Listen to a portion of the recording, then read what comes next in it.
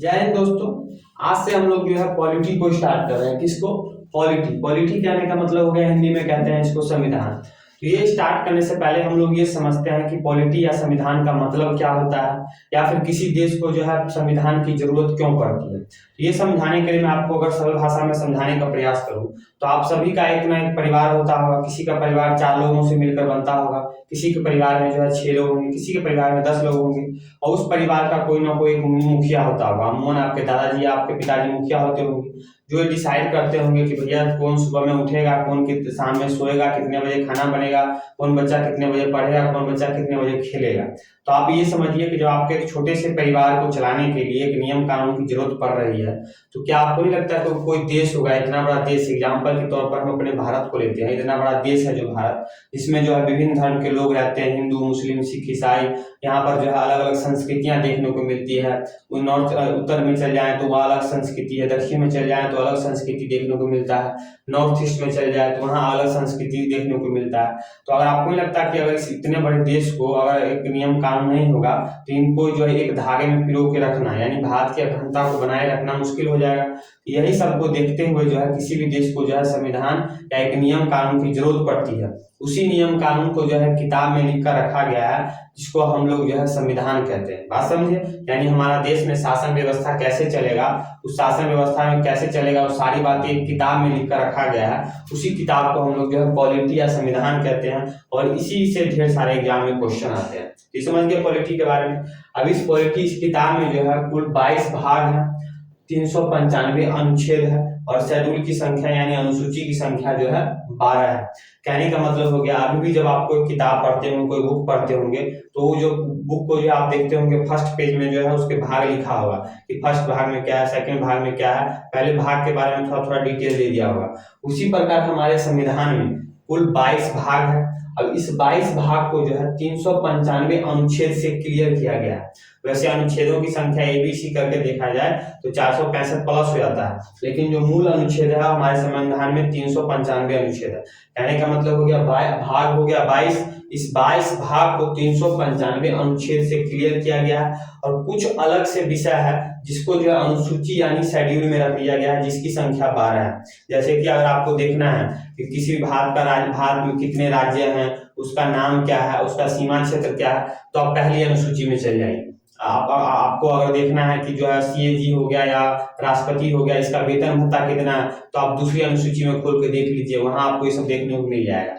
आपको छोटा बहुत पतला संविधान एक बुक आता है, उस संविधान खरीद सकते हैं, वहां आप देख सकते हैं। प्रथम आपको देखना है कि भारत में कितने राज्य हैं, उसका नाम क्या है, उसका सीमा क्षेत्र क्या है, आप पहला अनुसूची खोलो, वहां पर अनुसूची में देखने को मिल जाएगा। तो ये हमने संविधान के बारे में थोड़ा बेसिक डिटेल समझ लिया। भाग 22 है, आर्टिकल 395 है, और अनुसूची जो है 12 है। अब हम लोग जो है प्रथम भाग से स्टार्ट करते हैं। एक प्रथम भाग से लेकर जो है 22 भाग तक कंप्लीट करेंगे। तो आज हम लोग जो है प्रथम भाग को कंप्लीट करेंगे, ठीक है। आप लोग इसको जो है एकदम प्यार से देखिएगा, बहुत ही मजा इंटरेस्ट आएगा पॉलिटी पढ़ने में, ठीक है। तो ये हो गया अपना प्रथम भाग। प्रथम भाग में क्या लिखा होगा? संघ एवं उसका राज्य क्षेत्र। पेन को थोड़ा कलर चेंज कर लेते हैं, पेन का कलर कर देते हैं व्हाइट। प्रथम भाग में क्या लिखा हुआ है? संघ एवं उसका राज्य क्षेत्र, यानी कि हमारा जो सेंटर है, सेंटर और उसके अंदर में आने वाले जितने भी राज्य हैं उसके बारे में चर्चा कहाँ किया गया? तो भाग 1 में किया गया। अब इस भाग 1 को जो है आर्टिकल 1 से लेकर 4 तक क्लियर किया गया। यानी प्रथम भाग में कह दिया गया संघ एवं उसका राज्य क्षेत्र, यानी कि सेंटर और सेंटर के अंदर में जितने राज्य आते हैं, जैसे 28 राज्य आते हैं, उस सबकी चर्चा कहाँ है? तो प्रथम भाग में है। और इस प्रथम भाग को जो आर्टिकल 1 से लेकर 4 तक क्लियर किया गया। अब इसी आर्टिकल को हम देख लेते हैं कि आर्टिकल 1 से लेकर 4 क्या कहता है, ये एग्जाम में क्वेश्चन पूछता है। आर्टिकल 1 में लिखा हुआ है भारत राज्यों का संघ है। क्या लिखा हुआ है? भारत राज्यों का संघ है। अब इस लाइन को समझने के लिए भारत राज्यों का संघ है, इससे पहले हमको 3 वर्ड को समझना पड़ेगा। वो 3 वर्ड कौन कौन सा है? पहला है कन्फेडरल, दूसरा है फेडरल, और तीसरा है यूनियन। इस कन्फेडरल का हिंदी होता है परिसंघ, फेडरल का हिंदी होता है संघ, और यूनियन का भी हिंदी होता है संघ। ये फेडरल और ये यूनियन, ये दोनों का हिंदी होता है संघ। तो आपको कंफ्यूजन नहीं होना है, बस अंतर क्या होता है वो मैं आपको बता देता हूँ। कन्फेडरल कहने का मतलब होता है, कन्फेडरल में क्या होता है, बहुत सारे छोटे छोटे राज्य मिलकर एक सेंटर को चूज करते हैं और कुछ शक्तियां सेंटर को देते हैं यानी कि केंद्र को देते हैं, और कुछ शक्तियां अपने पास रख लेते हैं, यानी कि डिसाइड करते हैं कि भैया कुछ काम केंद्र करेगा, कुछ काम हम करेंगे। यानी यहाँ जो सेंटर और राज्य के बीच यानी केंद्र और राज्य के बीच एक समझौता होता है, ये समझौता कभी भी टूट सकता है। कन्फेडरल में क्या होता है कि जो भी राज्य मिलकर जो एक सेंटर को चुनते हैं, ये कभी भी कोई भी राज्य जो है सेंटर से अलग हो सकता है और अपने आप को जो है स्वतंत्र घोषित कर सकता है। तो अभी जो है फिलहाल ये कन्फेडरल कहीं विश्व में देखने को नहीं मिलता है, कन्फेडरल जैसा देश। दूसरा बच गया अपना फेडरल। ये फेडरल भी जो है कन्फेडरल जैसा ही होता है, छोटे छोटे राज्य मिलकर जो है सेंटर को चूज करता है, कुछ शक्तियां सेंटर को देता है, कुछ शक्तियां अपने पास रखता है और जो अपना शासन व्यवस्था चलाता है। लेकिन इस फेडरल में क्या होता है, कन्फेडरल के मुकाबले जो है सेंटर से अलग होना बहुत ही मुश्किल होता है। तो ये फेडरल में आप एग्जांपल दे सकते हैं, जैसे कि अपना अमेरिका हो गया। अमेरिका क्या है, अमेरिका जो है राज्यों का संघ नहीं है वहां पर, बल्कि वहां अमेरिका को राज्य के रूप में नहीं बांटा गया है, बल्कि राज्य ने मिलकर जो है अमेरिका को चुना है। तीसरा आता है अपना यूनियन। तो जब हमारा संविधान बन रहा था तो हमारे संविधान निर्माता जो थे, एक पर एक जो आपको सब पता है कि उस समय जो वकीली थे, तो उन्होंने सोचा कि भैया एक कन्फेडरल और फेडरल अगर हम लेते हैं अपने संविधान में तो फ्यूचर में हमको दिक्कत हो सकता है। फ्यूचर में इसलिए दिक्कत हो सकता है कि अभी हाल फिलहाल 1947 में जो है भारत जो है धर्म के आधार पर बंटवारा हो गया, पाकिस्तान बन गया। तो हो सकता है फ्यूचर में जो अगर हम ये रख सकते हैं, अगर राज्यों को मिलकर सेंटर को बनाते हैं या ये संघ रखते हैं, तो हो सकता है कि फ्यूचर में जो है कोई भी राज्य कहे भारत से कि हम अलग होकर जो है स्वतंत्र होना चाहते हैं। जैसे अभी अभी देख सकते हैं कि खालिस्तान बोलता है पंजाब वाला क्षेत्र के हम अलग देश बनना चाहते हैं। तो हमारे संविधान निर्माता उस समय जो बहुत बुद्धिजीवी थे, वो समझते थे कि फ्यूचर में ऐसा बात हो सकता है। तो उन्होंने क्या किया, उन्होंने एक शब्द बनाया यूनियन यानी कि संघ। उन्होंने कहा कि भारत जो है राज्यों का संघ है, यानी भारत और राज्यों के बीच कोई समझौता नहीं है, बल्कि राज्य भारत को जो है प्रशासनिक सुविधा से जो है कई राज्यों में बांटा गया है। जैसे कि आप देख सकते हैं, माने भारत एक ही है लेकिन प्रशासन की सुविधा से जो है भारत को कई राज्यों में बांटा गया है। जैसे अपना बिहार हो गया, उत्तर प्रदेश हो गया, मध्य प्रदेश हो गया, छत्तीसगढ़ हो गया, कर्नाटक हो गया, तमिलनाडु हो गया। ये सब क्या है, ये सब भारत ही है, लेकिन भारत को जो है प्रशासन की सुविधा से जो है कई राज्यों में बांटा गया। तो यानी भारत और राज्यों के बीच कोई समझौते का परिणाम नहीं है। अब ये जितने भारत में राज्य हैं इसको कहाँ रखा गया है, तो इसको पहली अनुसूची में रखा गया। मैंने पहले ही बताया कि अगर आपको देखना है कि भारत में कितने राज्य हैं, उनके नाम, सीमा क्षेत्र क्या है, तो आप पहली अनुसूची में चले जाइए, वहां पर आपको सब देखने को मिल जाएगा। राज्य जो है 3 प्रकार के होते हैं। राज्य कितने प्रकार के होते हैं, 3 प्रकार के होते हैं। पहला हो गया राज्य यानी कि प्रांत। तो अभी वर्तमान में भारत में राज्य की संख्या कितनी है, तो 28 है। दूसरा हो गया यूटी। यूटी कहने का मतलब हो गया यूनियन टेरिटरी यानी कि केंद्र शासित प्रदेश। इसकी संख्या वर्तमान में कितनी है, 8। और तीसरा हो गया अर्जित भूमि। अर्जित भूमि कहने का मतलब हो गया किसी चीज को अर्जित किया यानी कि जीता है। तो इसकी संख्या वर्तमान में हमारे पास कितनी है, 0 है। मच्छर घूम रहा है। इसकी संख्या वर्तमान में कितनी है, तो 0 है। कहने का मतलब होता है कि अगर फ्यूचर में हम कोई किसी चीज को जीत लेते हैं, किसी भूमि को जीत लेते हैं, तो उसको हम यहाँ पर अपने भारत के संविधान में यहाँ पर जोड़ सकते हैं। अर्जित भूमि की संख्या 1 हो जाएगी। जैसे कि हमारा देखिए, हमारा राष्ट्रगान अधूरा है। आप राष्ट्रगान पढ़ते होंगे तो पंजाब, सिंध, गुजरात, मराठा, उसमें सिंध शब्द आता है। तो ये सिंध है कहाँ, ये सिंध अभी वर्तमान में पाकिस्तान का एक जो है राज्य है, सिंध है ना, सिंध। वही सिंध का चर्चा हमारे राष्ट्रगान में है। तो आप लोग जो ऐसा दुआ कीजिए कि भैया फ्यूचर में वो सिंध हमारे पास आ जाए, हमारा जो है राष्ट्रगान भी जो अधूरा है वो पूरा हो जाए। और यहाँ अर्जित भूमि जो अभी हम 0 लिख रहे हैं, यहाँ पर 1 लिखेंगे। बात समझ गए। तो राज्य की संख्या, राज्य कितने प्रकार के होते हैं, 3 राज्य, यूटी और अर्जित भूमि। अब हम देखते हैं आर्टिकल 2। आर्टिकल 2 क्या कहता है कि संसद राष्ट्रपति को पूर्व सूचना देकर किसी भी विदेशी राज्य को जो है भारत मिला सकता है। ठीक है, यहाँ पर राष्ट्रपति को पूर्व सूचना देकर, राष्ट्रपति से आदेश नहीं लेना है, सिर्फ राष्ट्रपति को पूर्व सूचना देकर संसद जो है भारत के किसी भी विदेशी किसी भी राज्य को जो है भारत में मिला सकती है। एग्जाम्पल के तौर पर हो गया सिक्किम। एग्जाम्पल के तौर पर क्या हो गया, सिक्किम। सिक्किम जो वर्तमान में भारत का एक राज्य है, ये आपको जो है एक समय था जब एक स्वतंत्र देश हुआ करता था, लेकिन जब 1959 ईस्वी में जब चीन ने तिब्बत पर कब्जा किया तो इस सिक्किम को लगा कि भैया चीन तो बहुत हरामी टाइप का आदमी है, जब इसने इतने बड़े तिब्बत पर कब्जा कर लिया तो हो सकता है फ्यूचर में जो है ये छोटा सा सिक्किम है ही, सिक्किम पर भी कब्जा कर लेगा। तो सिक्किम को लगा कि नहीं भैया, अगर अपने आप को बचाना है तो कुछ ना कुछ तो करना पड़ेगा। तब सिक्किम आया भारत के पास और इसने भारत से जो है मत मांगा। भारत को बोला एक काम कीजिए, हमें जो है अपने आप में मिला लीजिए, यानी हम सिक्किम को जो है भारत में मिला लीजिए। तो भारत ने भी कहा कि कोई दिक्कत नहीं, आप आ जाओ, हमारे साथ मिल जाओ, हमारा राज्य बन जाओ, हमारे तो और खुशी की बात है कि हमारा क्षेत्र का विस्तार होगा। लेकिन फिर सिक्किम ने कहा हमको ये भी डर है कि फ्यूचर में आप हमारे साथ कोई भेदभाव तो नहीं करोगे, क्योंकि हम तो आपके राज्य है नहीं। अगर मान के चलिए हम अभी आप भारत के साथ मिल जाते हैं तो हो सकता है फ्यूचर में आप हमारे साथ भेदभाव करो, भारत के जो अन्य राज्य है उसको जो आप सुविधा दोगे वो आप हमको नहीं दोगे। तो फिर भारत ने इसको बोला कि तुम घबराओ नहीं, तुमको घबराने की कोई जरूरत नहीं है, तुम्हारे लिए विशेष सुविधा देते हैं। एक काम करो, तुम 1 साल तक हमारा सह राज्य बन के रहो, तुम 1 साल तक देखो, हमारे साथ रह के देखो कि भारत तुम्हारे साथ कैसा व्यवहार करता है, भारत की संस्कृति तुमको कैसी लगती है, भारत के लोग तुम्हारे साथ कैसा व्यवहार करते हैं। तो सिक्किम जो है हमारे साथ जो है 1 साल जो है सह राज्य बन के बना। 35वां संविधान संशोधन 1974 में किया गया और सिक्किम को जो है भारत में सह राज्य का दर्जा दिया गया, यानी सह राज्य, पूरा राज्य नहीं बना, सह भारत के साथ साथ चल रहा है तो सह राज्य बना। और आप सभी को पता है कि जो भारत में आया क्या भारत को खूबसूरती को छोड़कर जाना चाहेगा, भारत की संस्कृति से वो छोड़कर जाना चाहेगा, तो सिक्किम कैसे छोड़ता। सिक्किम आया, 1 साल रहा, एकदम गदगद हो गया इसका दिल और इसने कहा कि नहीं, अब हम जो है भारत के साथ ही रहेंगे। और फिर हमारे संविधान में 36वां संविधान संशोधन 1975 में किया गया और 16 मई 1975 ईस्वी को सिक्किम भारत का पूर्ण राज्य बन गया। ठीक है, तो ये डेट आपको याद रखना है, 16 मई 1975। 16 मई 1975 डेट इसलिए एग्जाम में महत्वपूर्ण हो जाता है क्योंकि सिक्किम एक ऐसा विदेशी राज्य है जिसको हमने भारत में मिलाया है, बाकी कोई ऐसा विदेशी राज्य नहीं है जिसको हमने भारत में मिलाया है, इसीलिए 16 मई 1975 डेट जो है हमारे लिए जो है महत्वपूर्ण हो जाता है। तो ये हो गया अपना आर्टिकल 2। अब हम समझते हैं आर्टिकल 3। आर्टिकल 3 क्या कहता है कि संसद राष्ट्रपति को पूर्व सूचना देकर भारत के अंदर में जितने भी राज्य हैं उसके नाम, सीमा, क्षेत्र में परिवर्तन कर सकती है। बात समझ गए। दूसरा कह रहा था कि विदेशी राज्यों को भारत में मिला सकती है और तीसरा कह रहा है कि संसद राष्ट्रपति को पूर्व सूचना देकर भारत के अंदर में जितने भी राज्य हैं उसके नाम, सीमा, क्षेत्र, 2 राज्यों को मिलाकर 1 राज्य बना सकती है, 1 राज्य को काटकर 4 राज्य बना सकती है, कुछ भी कर अपने देश के अंदर खलबली कैसे मचा सकती है। तो आर्टिकल 3 के तहत इसका एग्जाम्पल हम यहाँ भी दिखा सकते हैं। आप सभी को पता है कि 1 नवंबर 2000 ईस्वी को जो है एमपी से काटकर जो है छत्तीसगढ़ को बनाया गया था। यहाँ पर आप मैप में देखिए, ये एमपी और छत्तीसगढ़ जो आपको अलग अलग यहाँ पर राज्य देखने को मिल रहा है, ये आपको 2000 ईस्वी से पहले, 1 नवंबर 2000 ईस्वी से पहले 1 राज्य हुआ करता था, लेकिन प्रशासन की सुविधा से भारत सरकार ने जो आर्टिकल 3 का प्रयोग किया और एमपी से जो है छत्तीसगढ़ को काटकर छत्तीसगढ़ को एक अलग राज्य बना दिया। उसी प्रकार 9 नवंबर 2000 ईस्वी को जो है यूपी से काटकर जो है उत्तराखंड को बना दिया। आज जो आप देवभूमि अपना उत्तराखंड देखते हैं, एक समय उत्तर प्रदेश में हुआ, एक उत्तर प्रदेश ही हुआ करता था, लेकिन 9 नवंबर 2000 ईस्वी को जो है उत्तर प्रदेश से जो है उत्तराखंड को बना दिया गया। 15 नवंबर 2000 ईस्वी को जो है बिहार से काटकर जो है झारखंड को बना दिया गया। उसी प्रकार जो है अभी हाल फिलहाल में देखते हैं आंध्र प्रदेश से जो काटकर तेलंगाना को बनाया गया।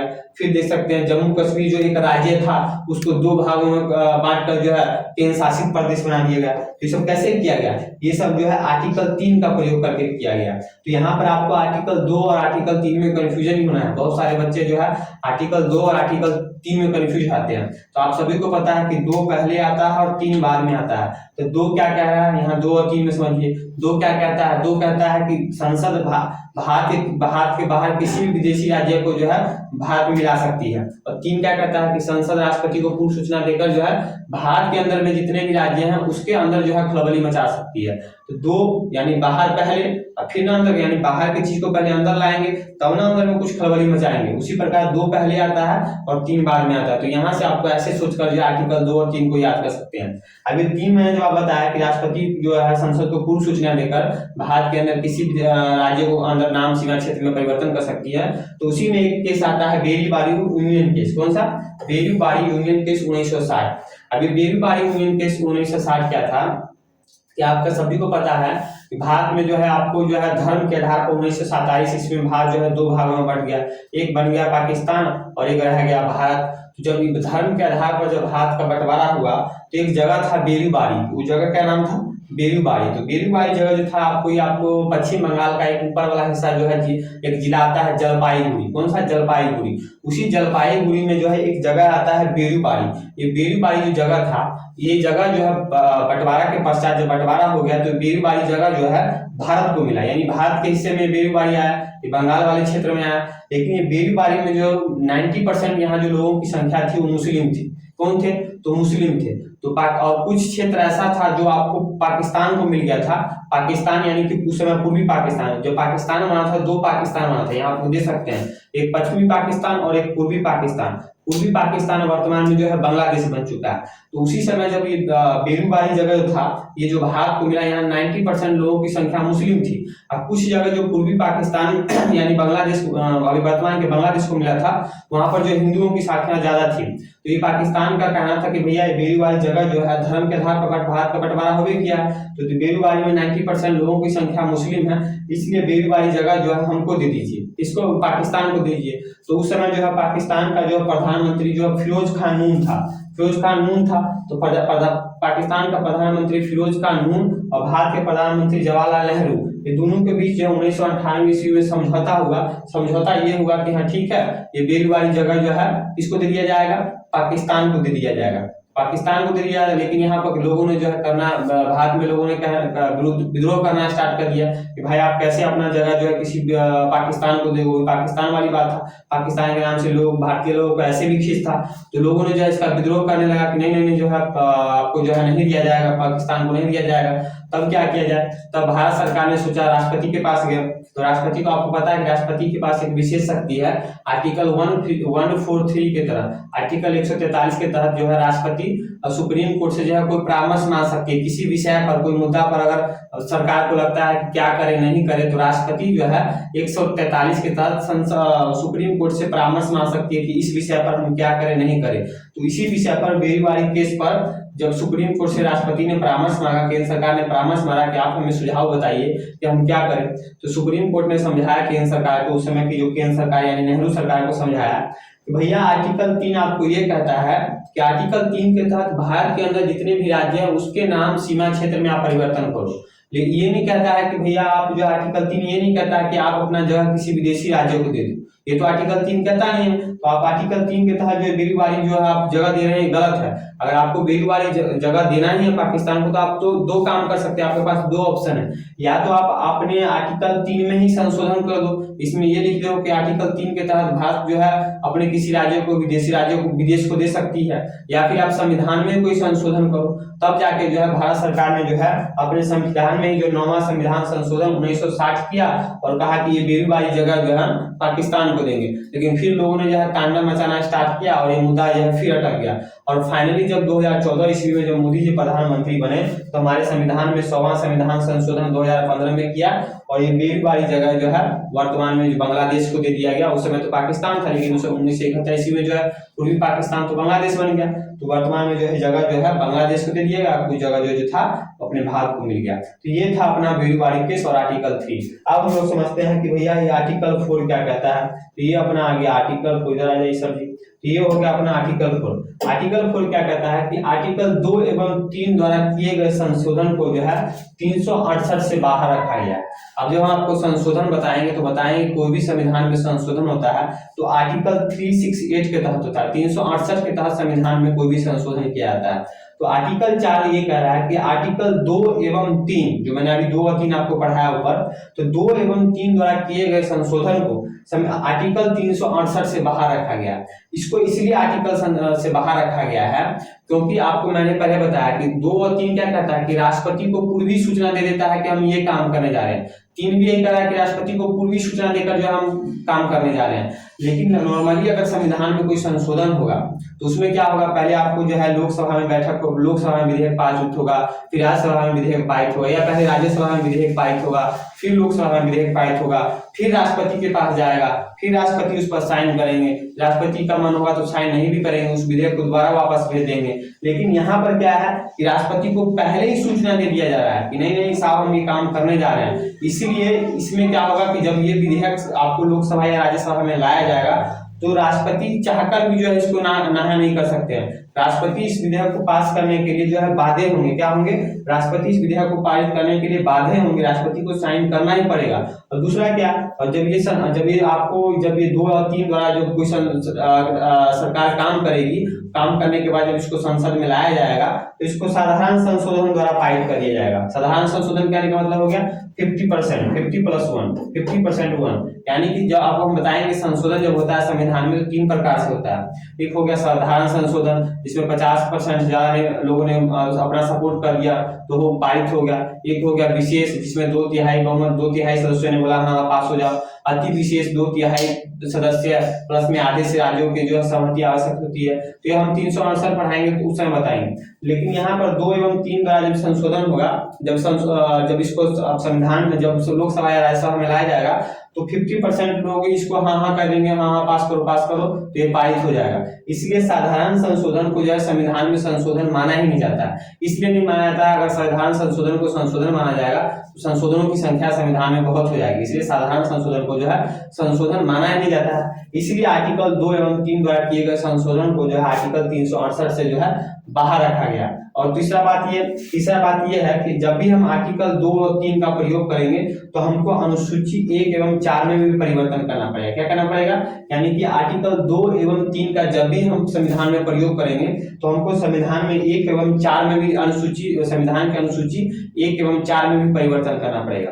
परिवर्तन ये करना पड़ेगा कि पहले मैंने आपको बताया कि अनुसूची 1 में क्या है कि भारत में कितने राज्य हैं, उनके नाम, सीमा क्षेत्र क्या है। तो मान के चलिए अगर आर्टिकल 2 के तहत हम किसी विदेशी राज्यों को भारत में मिलाते हैं तो क्या होगा, भारत में जो है राज्यों की संख्या बढ़ जाएगी। तो हमको फिर अनुसूची 1 में जाकर दर्ज करना होगा, हाँ भैया भारत में राज्य की संख्या बढ़ गई है, भारत में जो है 28 राज्य हैं अब 29 हो गई है। उसी प्रकार अनुसूची 4 में क्या लिखा हुआ है कि किस राज्य से जो है कितने जो है राज्यसभा में सीट होगी। यानी कि मान के चलिए बिहार राज्य से जो है, जैसे बिहार, तो बिहार से राज्यसभा की संख्या, राज्यसभा मेंबर की संख्या राज्यसभा में कितनी होगी, ये कहाँ लिखा गया है, तो अनुसूची 4 में लिखा गया। तो मान के चलिए अगर अनुसूची 2 का प्रयोग, आर्टिकल 2 का प्रयोग करते हैं या 3 का ही प्रयोग करते हैं तो क्या होगा, तो अगर 2 के तहत ही हम अगर विदेशी राज्यों को भारत में मिलाते हैं तो हमको फिर जो है राज्यसभा की संख्या बढ़ानी पड़ेगी। तो अनुसूची 4 में जाके फिर लिखना पड़ेगा, हाँ इस फलाना राज्य से जो है इतना संख्या बढ़ती है। यानी कि 2 या 3 का जब भी हम प्रयोग करेंगे तो हमको अनुसूची 1 एवं 4 में जो है परिवर्तन करना पड़ेगा, गला से परिवर्तन हमको जो है करना पड़ेगा। तो ये हमने देख लिया अपना आर्टिकल 1 से लेकर 4 तक। अब हम थोड़ा आगे समझते हैं भारत में राज्यों का एकीकरण कैसे था। ठीक है, ये अपना आर्टिकल 1 से 4 तक आप लोगों ने देख लिया। आप देखिए अपना भारत में राज्यों का एकीकरण, ये अपना भारत का राज्यों का एकीकरण यानी भारत राज्यों का एकीकरण कैसे हुआ। तो आप सभी को पता है जब 1947 ईस्वी में अपना भारत बना, अपना क्या बना, भारत आजाद हुआ और पाकिस्तान बना, तो उस समय भारत में जो है आपको जो है कई देशी रियासतें थी, मतलब अलग अलग जो है 552 प्लस देशी रियासतें थी। जहाँ देशी रियासतें करने का मतलब हो गया जहाँ राजाओं का शासन था। इन राजाओं का पास 552 देशी रियासतें थी। तो इन देशी रियासतों को जो है भारत में मिलाने का जिम्मेदारी जो है 3 लोगों को सौंपा गया। किसको? 3 लोगों। कौन कौन? एक हमारे लोह पुरुष हो गए सरदार पटेल, ऐसे नहीं होने का, एक हो गया हमारे लोह पुरुष सरदार पटेल, दूसरे हो गए बीपी मेनन और तीसरे हो गए माउंटबेटन। ये बीपी मेनन जो आईएएस सचिव थे। तो ये तीनों को जो है भारत में जो है देशी रियासतों को जो है भारत में मिलाने की जिम्मेदारी दी गई। तो ये तीनों ने मिलकर जो है 549 से ज्यादा जो है देशी रियासतों को तो भारत में मिला लिया। लेकिन 3 वो नखरा दिखाया था, 3 वो जो देशी रियासतें थी वो नखरा दिखा रहा था। नखरा इसलिए दिखाया था कि अंग्रेज जब भारत को आजाद करके गए तो उन्होंने जो है बीच आग में घी डाल के ये चले गए। अंग्रेजों ने बोला जिसको भारत में मिलना है भारत में मिल जाओ, जिसको स्वतंत्र रहना है वो स्वतंत्र रह जाओ देशी रियासत, या जिसको पाकिस्तान में मिल जाना है तो पाकिस्तान में मिल जाओ। ये बोल के अंग्रेज तो भाग गया। उसी का फायदा उठाया जो है 3 देशी रियासतों ने। 552 देशी रियासतों में से 549 तो आराम से ही भारत में मिल गया, लेकिन 3 वो था ये नखरा दिखा रहा था। नखरा कौन कौन दिखा था? एक ये बीच वाला क्षेत्र जो ये हैदराबाद देशी रियासत था, ये आपको दूसरा यहाँ गुजरात में हो गया जूनागढ़, और तीसरे हमारे सबसे उत्तर में बैठे हुए जम्मू कश्मीर। जम्मू कश्मीर 3 जो देशी रियासतें थी तीनों बहुत नखरा दिखाए थे कि नहीं हम भारत में नहीं मिलेंगे। ये हैदराबाद का निजाम था, ये अलगे रहा गया था, हम ये बीच में जो एक स्वतंत्र देश रहेंगे, मतलब लोल को लगा था कि भारत के बीच में एक स्वतंत्र देश रहेगा। ये जूनागढ़ का जो लोल था, ये जूनागढ़ का लोल जो था ये कहा था कि हम पाकिस्तान के साथ जाके मिलेंगे। ये जम्मू कश्मीर के राजा हरि सिंह थे, ये भी कहते हैं कि हम स्वतंत्र देश से रहेंगे। तब अपने सरदार पटेल जानबे करते पटेल साहब थे गुजरात के, ये बोला अच्छा बेटा रुको तुम्हारा उपाय लगाते हैं। हैदराबाद में उन्होंने क्या किया, हैदराबाद में उन्होंने जो पुलिस की ड्रेस में फौज को उतार दिया और ऑपरेशन पोलो चलाया। क्या चलाया? ऑपरेशन पोलो चलाया और जबरदस्ती निजाम को बोला साइन करो जो है भारत में मिलेंगे नहीं मिलेंगे, यहीं पर ठोक के पूछ देंगे। चुपचाप निजाम जो इसका भय बकरा था चुपचाप भारत में मिल गया। बचा जूनागढ़। ये जूनागढ़ का जो क्या था समस्या, ये जूनागढ़ का जो आपको जो यहाँ की जो है प्रजा हिंदू थी और यहाँ का जो शासक था वो मुस्लिम था। ये मुसलमान जो था ये पाकिस्तान में जाके मिलना चाहता कि नहीं हम पाकिस्तान में मतलब यहाँ से जाते ये चाचा जी हमारे ये पाकिस्तान में मिले। तो यहाँ का जो है प्रजा तो हिंदू थी लेकिन जो है राजा मुस्लिम था। तो पटेल साहब ने यहाँ पर गेम खेल दिया। इन्होंने कहा कि हम जूनागढ़ में क्या कराएंगे, हम लोग जो है वोटिंग करवाएंगे, हम जनमत संग्रह करवाएंगे, क्योंकि पटेल को पता था कि वहाँ संख्या तो हिंदू की है, हिंदू तो चुपचाप वोट करेंगे भारत के साथ ही मिलने के लिए। पटेल जी ने यहाँ पर जनमत संग्रह करवा दिया जूनागढ़ में, लोगों ने वोट किया कि हम भारत के पक्ष में रहेंगे, चुपचाप जूनागढ़ जो है भारत में मिल गया। तीसरे बचे हमारे जम्मू कश्मीर। ये जम्मू कश्मीर अलग राग गा रहे थे यहाँ के राजा हरि सिंह के, हम भारत में नहीं रहेंगे। भारत ने बोला ठीक है तुम्हारी मर्जी मत रहो। अब जैसे भारत पाकिस्तान बना, पाकिस्तान ने चुपचाप जो है और जैसे पाकिस्तान में 1947 ईस्वी में जो है कश्मीर पर हमला कर दिया, लगा राजा हरि सिंह की सेना को धनाधन मारने। अब हरि सिंह करे तो क्या, हरि सिंह हरा बनने लगा। तब हरि सिंह जाकर जो है भारत के पास आया कि भारत की सरकार हमारी मदद कीजिए, पाकिस्तान हम पर जो है आक्रमण कर दिया।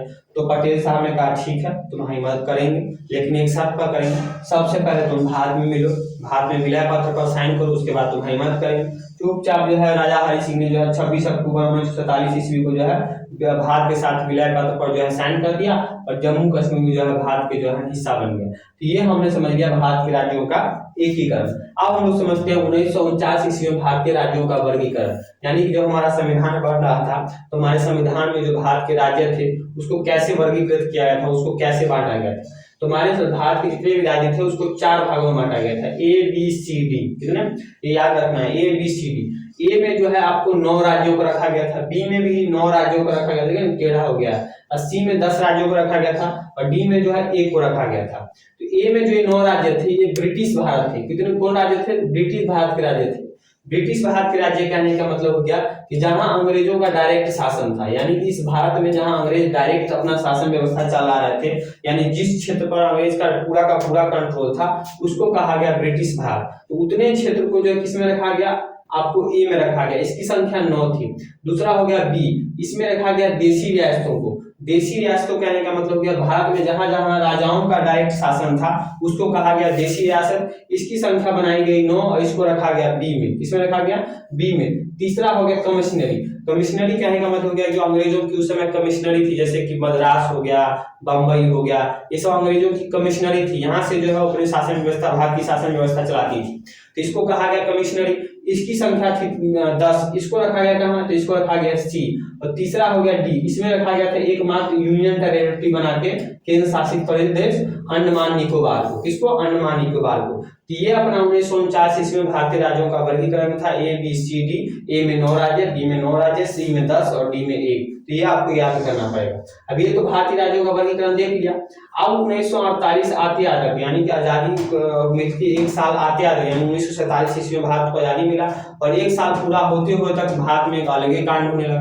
भारत में कांड ये लगा कि भाषा के आधार पर जो है राज्यों का मांग होने लगा। यानी अब लोग कहने लगा कि हम आंध्रा बोलते हैं तो हमको जो है आंध्रा चाहिए, हम तमिल बोलते हैं हमको तमिल चाहिए, हम गुजराती बोलते हैं हमारे लिए गुजरात राज्य होना चाहिए, हम मराठी बोलते हैं हमारे लिए महाराष्ट्र राज्य होना चाहिए, अलग लीला होने लगा। तब जाके सरकार ने क्या किया, एसके धर की अध्यक्षता में 1948 ईस्वी में भाषाई प्रांतीय आयोग का गठन किया, यानी कमीशन का गठन किया। ये एसके धर जो थे आपको इलाहाबाद कोर्ट के जो है जज थे। तो इसी एसके धर की अध्यक्षता में जो है भाषाई प्रांतीय आयोग का गठन किया गया।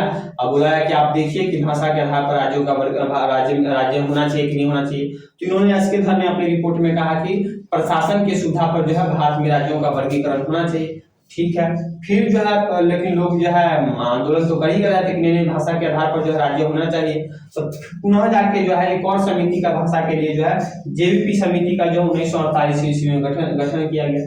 जेवीपी कहने का मतलब हो गया, जे से हो गया जवाहरलाल नेहरू, वी से हो गया पट्टाभी सीतारामैया और पी से हो गया सरदार पटेल। ये तीनों मिलकर जो 1948 ईस्वी में समिति बनाया और उन्होंने जब देखा कि भारत में जो है भाषा के आधार पर राज्य होना चाहिए कि नहीं होना चाहिए, तो उन्होंने बोला कि नहीं होना चाहिए, भाषा के आधार पर राज्य नहीं होना चाहिए। इन्होंने इस बात का जो है विद्रोह किया इस समिति ने। लेकिन आगे चलकर हो गया कांड। अब इस कांड को क्या हो गया कि आपको एक व्यक्ति का नाम था पेट्टू श्रीरामलू। क्या नाम था, पेट्टू श्रीरामलू, याद रखना है। पेट्टू श्रीरामलू क्या था, ये जो है आपको मद्रास यानी कि वर्तमान का तमिलनाडु, ये तमिलनाडु से अलग राज्य आंध्र प्रदेश की मांग कर रहे थे, आंदोलन पे बैठे हुए थे, भूख हड़ताल पे बैठे हुए थे। तो जब ये भूख हड़ताल पर पेटू श्री रामालू बैठे हुए थे तो अपने भूख हड़ताल के 56वें दिन इनका मृत्यु हो गया।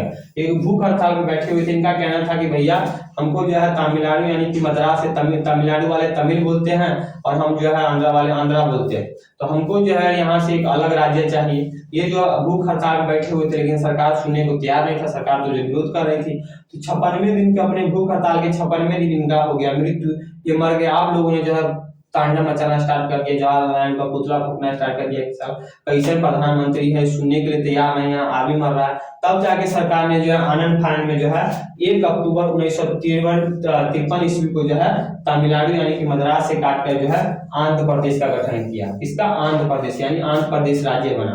क्योंकि एग्जाम में क्वेश्चन ये पूछता है कि भाषा के आधार पर बनने वाला प्रथम राज्य कौन था, तो आंध्र प्रदेश था। तो यहाँ तो बन गया आंध्र प्रदेश। लेकिन अब क्या होता है कि आप सभी को पता, गाँव घर में कहावत है कि देखला से देखवास लग जाता है, तो यही हुआ है, भारत में देखला से देखवास लग गया। ये तो बन गया आंध्र प्रदेश, तो बन गया। अब अलग जो है गुजराती मराठी वाले बोले, गुजराती वाले बोले कि हमको हम गुजराती बोलते हैं, हम महाराष्ट्र के साथ नहीं रह सकते हैं। महाराष्ट्र वाले बोले लगे कि हम मराठी बोलते हैं, हम गुजराती के साथ नहीं रह सकते हैं। तो फिर भारत सरकार ने एक कमीशन यानी एक आयोग का गठन किया। बोला कि आप डिसाइड कीजिए कि भारत में जो है भाषा के आधार पर कैसे राज्य होना चाहिए, कैसे कितने राज्यों में उसको बांटा जाना चाहिए। तो एक कमीशन का गठन किया गया 1953 ईस्वी में, फजल आयोग। उसका नाम क्या था? फजल अली आयोग। क्या नाम था? फजल अली आयोग। इसमें जो है सदस्यों की संख्या 3 थी और इस समिति का गठन 1953 में किया गया और इस समिति ने अपना रिपोर्ट 1956 ईस्वी में पेश किया। कब किया? 1956 ईस्वी में। इसी कमीशन ने कहा, इस समिति ने कहा कि हाँ भैया भारत में जो है राज्यों का वर्गीकरण जो है भाषा के आधार पर होना चाहिए। और इस समिति के रिपोर्ट के आधार पर जो है आपको जो है भारत के संविधान में 7वां संविधान संशोधन 1956 ईस्वी में किया गया और भारत में जो है 14 राज्य और 6 केंद्र शासित को बनाया गया। तो ये हमने देख लिया, ये सब आपको याद करना पड़ेगा, बार बार देख के। अब आगे हम समझते हैं, आगे ये समझते हैं कि आपको जो ये दिखाई दे रहा है अभी पंजाब, हरियाणा, हिमाचल प्रदेश अलग अलग राज्य है। तो ये आपको 1966 से पहले तक एक राज्य हुआ करता था, यानी कि पंजाब हो गया, हरियाणा हो गया, हिमाचल प्रदेश हो गया, जो अलग अलग राज्य दिखाई दे रहा है, ये आपको जो 1966 से पहले एक राज्य होते थे, जिसको जो है पेप्सू कहा था। क्या कहा था? पेप्सू। पेप्सू का फुल फॉर्म हो गया Punjab east Patiala state union. क्या? Punjab east Patiala state union. ये पंजाब, हरियाणा, हिमाचल प्रदेश को मिलाकर कहा था पेप्सू। तो अब यहाँ पर भी लोग कहने लगा कि नहीं हमको जो अलग होना, यहाँ विद्रोह होने लगा।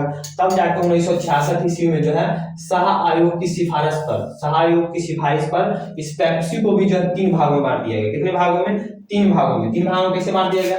जो हिमालय से हिमाचल प्रदेश बढ़ता है, हिमालय ऊपर आपको पता है यहाँ से हिमालय है, यहाँ से चलो हिमालय है, तो इस हिमालय से सटता है, तो हिमालय से बन गया हिमाचल प्रदेश। यहाँ पंजाब में बोली जाती है पंजाबी, तो पंजाबी से बन गया पंजाब। और हिंदी यहाँ हरियाणा में बोली जाती है हिंदी, तो हिंदी से हो गया हरियाणा। और बच गया बीच में एक चंडीगढ़, तो चंडीगढ़ को बना दिया गया यूटी, केंद्र शासित प्रदेश। चंडीगढ़ को क्यों बनाया गया केंद्र शासित प्रदेश? जब पंजाब और हरियाणा जो अलग हुए यानी हरियाणा बना, तो हरियाणा और पंजाब जो है अलग राग आने लगे। हरियाणा कह रहा था कि चंडीगढ़ हमको चाहिए, पंजाब कह रहा था कि चंडीगढ़ हमको चाहिए। तब केंद्र शासित केंद्र ने कहा कि अच्छा है काम करो, ना तुमको देंगे ना हमको देंगे, तुमको देंगे ना तुमको देंगे, हम रखेंगे। यानी कहने का मतलब हुआ केंद्र सरकार ने इस मामला को सुलझाने के लिए कि 2 राज्यों में विवाद नहीं हो, चंडीगढ़ को बना दिया केंद्र शासित प्रदेश। बोला गया कि चंडीगढ़ जो है ये दोनों की राजधानी रहेगी, दोनों की यानी पंजाब हरियाणा की दोनों की राजधानी रहेगी, लेकिन यहाँ कंट्रोल हमारा रहेगा। आज भी देखते हैं पंजाब हरियाणा दोनों जो है चंडीगढ़ पर अपना अपना दावा करते रहते हैं कि चंडीगढ़ पूरा मेरा है, वो कहता है कि मेरा है। इसलिए जो है केंद्र सरकार ने जो विवाद नहीं हो इसलिए चंडीगढ़ को बना दिया केंद्र शासित प्रदेश। ये हमारा हो गया भाग 1 खत्म। इस भाग 1 को देखिए कितने प्यार से मैंने आपको पढ़ा है, आप लोग भी प्यार से इसको बार बार देखिए, याद कीजिएगा। किसी चीज को प्यार से चाहिएगा तो आराम से मिल जाएगा, अगर जबरदस्ती कीजिएगा तो नहीं होगा। इसको प्यार से एकदम देखिएगा, बार बार देखिएगा, बार बार समझिएगा, याद हो जाएगा। ये हो गया अपना भाग 1 खत्म। नेक्स्ट वीडियो में हम लोग भाग 2 देखेंगे, यानी कि नागरिकता सिटीजनशिप देखेंगे। तब तक के लिए जय।